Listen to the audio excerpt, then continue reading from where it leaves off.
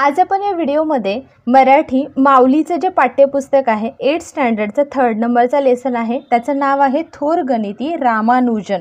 याचे शब्दार्थ, question answers आणि जे काही ग्रामर आहे ते आपण या व्हिडिओमध्ये बघणार आहोत। सो व्हिडिओला सुरुवात करूया। पहिल्यांदा आहे शतक। सो शतकचा दुसरा वर्ड येणार आहे मराठी 100 आणि इंग्लिश वर्ड येणार आहे सेंचुरी। पाटीचं येणार आहे लहान मुले ज्यावर अक्षरे काढण्यास शिकतात ती जाड दगडी फळी म्हणजेच येणार आहे स्लेट। बक्षीसचं येणार आहे पारितोषिक म्हणजेच प्राइस। हुशारचं येणार आहे विद्वान म्हणजेच इंग्लिश वर्ड येणार आहे त्याचा इंटेलिजंट। त्यानंतर आहे मौखिक म्हणजे ओरल, जे तुम्हाला ओरली क्वेश्चन विचारले जातात ते येतात मौखिकमध्ये। पहिला क्वेश्चन आहे तुम्हाला कोणता विषय आवडतो, म्हणजे तुम्हाला कोणता सब्जेक्ट आवडतो। सो त्याच्यामध्ये तुम्ही कोणताही तुमच्या आवडीचा सब्जेक्टचं नाव लिहू शकता। तर मी लिहिलेलं आहे मला मराठी हा विषय आवडतो। सेकंड नंबर आहे शाळेत कोण गेले होते, तर शाळेत कोण गेलं होतं तर शाळेत शिक्षणाधिकारी गेले होते म्हणजेच एज्युकेशन ऑफिसर गेले होते। थर्ड नंबरचा क्वेश्चन आहे मुले काय करू लागली, तर जेव्हा शिक्षणाधिकारी म्हणजे जे एज्युकेशन ऑफिसर होते त्यांनी जेव्हा क्वेश्चन विचारला तेव्हा मुलं काय करायला लागली, तर मुलं विचार करू लागली। सो ह्याचा आन्सर येणार आहे मुले विचार करू लागली। फोर्थ नंबरचा क्वेश्चन आहे रामानुजन शिक्षकांना का आवडत असे, मग रामानुजनच का म्हणजे त्यांच्या टीचरांना आवडत होता, तर उत्तर आहे रामानुजन आपल्या विलक्षण हुशारीमुळे व शांत स्वभावामुळे शिक्षकांना आवडत असे। म्हणजे त्याचं बुद्धी कशी होती, म्हणजे तो कसा होता, खूप स्मार्ट होता, म्हणजे विलक्षण हुशारी होती त्याच्याकडे आणि तो या गोष्टीचं म्हणजे असं जास्त असं हे नव्हता करत की मी खूप हुशार आहे वगैरे, तर तो काय करायचं त्याचं काम करायचं आणि शांत राहायचं। सो त्याचा स्वभाव कसा होता तर शांत, त्यामुळे तो त्यांच्या टीचरांना शिक्षकांना आवडत असे। त्यानंतर लेखी म्हणजेच रायटिंगचे जे क्वेश्चन असतात ते खालील प्रश्नांची एका वाक्यात उत्तरे लिहा। सो वन वर्ड मध्ये आपल्याला आन्सर्स करायचे आहेत। पहिला आहे वर्गात किती मुले होती, सो एका वर्गात 100 मुले होती। एका वर्गात किती स्टुडंट होते तर 100 स्टुडंट्स होते। सेकंड नंबरचा क्वेश्चन आहे अधिकाऱ्यांनी मुलाला काय विचारले, म्हणजेच रामानुजला काय विचारलं। आन्सर येणार आहे अधिकाऱ्यांनी मुलाला विचारले की तू गणित का सोडवत नाहीस, मग ते काय म्हणाले की तू गणित का सोडवत नाहीस, म्हणजे हे जे तुला सम दिला आहे तो तू सॉल्व का नाही करत आहेस। थर्ड नंबरचा क्वेश्चन आहे एरोड गाव कुठे आहे, सो त्यांचं जे गाव आहे एरोड हे कुठे आहे, तर उत्तर आहे एरोड गाव कुंभकोणम शहराजवळ कावेरी आणि भावना या नद्यांच्या संगमाजवळ वसलेले आहे। म्हणजे ज्या नद्यांचा दोघी एकत्रित येतात म्हणजे तिथे संगम होतो, या संगमावरती हे गाव जे आहे ते वसलेलं आहे। फोर्थ नंबरचा क्वेश्चन आहे प्राध्यापक हार्डी कोण होते, सो उत्तर आहे प्राध्यापक हार्डी हे लंडनमधील केम्ब्रिज विद्यापीठात गणित विषयाचे तज्ञ होते।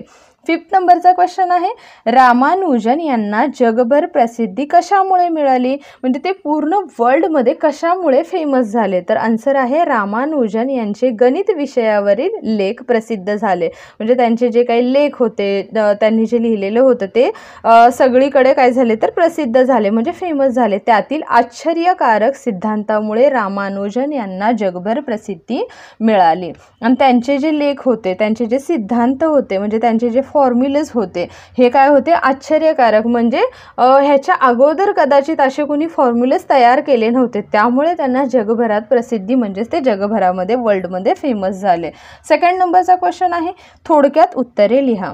शिक्षण अधिकाऱ्याने कोणते गणिताचे उदाहरण विद्यार्थ्यांना सोडवायला दिले, म्हणजे कोणता सम विद्यार्थ्यांना सॉल्व्ह करायला दिला होता, स्टुडंटला सॉल्व्ह करायला दिला होता।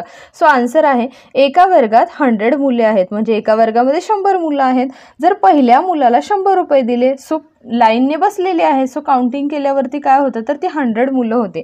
पहिला जो स्टुडंट होता त्याला 100 रुपीज दिले, दुसऱ्याला 99 म्हणजे 99 रुपये, तिसऱ्याला 98 म्हणजे 1 रुपया त्यांनी काय केला आहे कमी कमी करत अशा प्रकारे शेवटच्या 1 रुपया अशी बक्षिसं द्यायची ठरवली। मग त्यांनी काय ठरवलं की पहिल्याला 100 रुपीज द्यायचे म्हणजे 100 रुपीचं बक्षीस द्यायचं, दुसऱ्याला 99 वाला, तिसऱ्याला 98 असं 1 रुपीजपर्यंत त्यांनी काय करायचं तर जी बक्षीस आहे ती द्यायची ठरवली।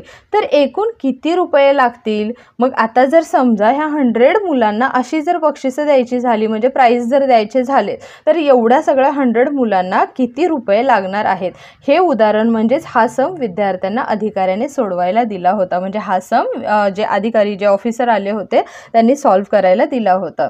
सेकंड नंबरचा क्वेश्चन आहे, अधिकाऱ्याने रामानुजन यांना कोणता सल्ला दिला? म्हणजे जे अधिकारी आले होते, जे एज्युकेशन ऑफिसर आले होते, त्यांनी त्यांना म्हणजे कोणता सल्ला दिला?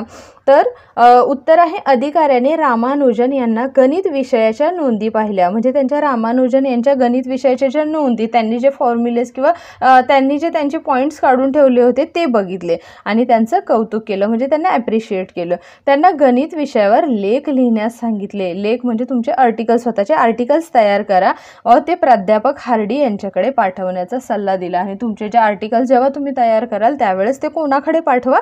तर प्राध्यापक हार्डी यांच्याकडे पाठवा, असा त्यांनी काय केलं तर सल्ला दिला. थर्ड नंबरचा क्वेश्चन आहे, प्राध्यापक हार्डी यांनी रामानुजन यांच्याबद्दल कोणते उद्गार काढले? म्हणजे प्राध्यापक हार्डी जे होते ते रामानुजन यांच्याबद्दल काय म्हटले, म्हणजे कोणते उद्गार काढले, म्हणजे कोणत्या शब्दात त्यांनी त्यांच्याबद्दल माहिती किंवा काय काय बोलले, त्यांना त्यांच्याबद्दल काय वाटत होतं? सो उत्तर येणार आहे, प्राध्यापक हार्डी यांनी रामानुजन यांच्याबद्दल म्हटले की रामानुजनला मी शिकवले असे जगाला वाटते. ते काय म्हटले तर रामानुजनला मी शिकवलं, म्हणजे मी त्यांना सगळ्या गोष्टी शिकवलेत असं जगाला वाटते, पण खरे पाहता तो माझ्याजवळ जितका शिकला त्यापेक्षा कितीतरी अधिक मीच त्याच्याजवळ शिकलो. सो त्या सगळ्यांना असं वाटतं की मी त्याला शिकवलं, पण माझं मत असं आहे की मी म्हणजे माझ्याजवळ जेवढा तो शिकलाय त्याच्यापेक्षा कितीतरी अधिक म्हणजे कितीतरी पटीने जास्त मी त्याच्याजवळ शिकलोय. त्याच्यासारखा विद्वान पुन्हा होणे कठीण दिसते. म्हणजे त्याच्यासारखा एवढा विलक्षण बुद्धीचा मुलगा किंवा मॅथ्समध्ये एवढा हुशार असणारा जो मुलगा आहे तो कदाचित पुन्हा होणे म्हणजे पुन्हा असा एखादा मुलगा जन्माला येणं हे कठीण आहे, म्हणजे इम्पॉसिबल आहे असं मला वाटतं. असे जे उद्गार आहे, असे जे शब्द आहेत हे कोणी काढले होते तर प्राध्यापक हार्डी यांनी रामानुजन यांच्याबद्दल काढले होते. त्यानंतर थर्ड नंबरचा क्वेश्चन आहे, रिकाम्या जागी योग्य शब्द भरा. डॅश डॅश विचार करू लागली. सो विचार कोण करायला लागलं तर मुलं विचार करायला लागली. अधिकारी डॅश डॅश झाले. अधिकारी काय झाले तर खुश झाले. रामानुजन यांच्या घरची परिस्थिती डॅश डॅश होती. तर कशी होती तर गरिबीची होती.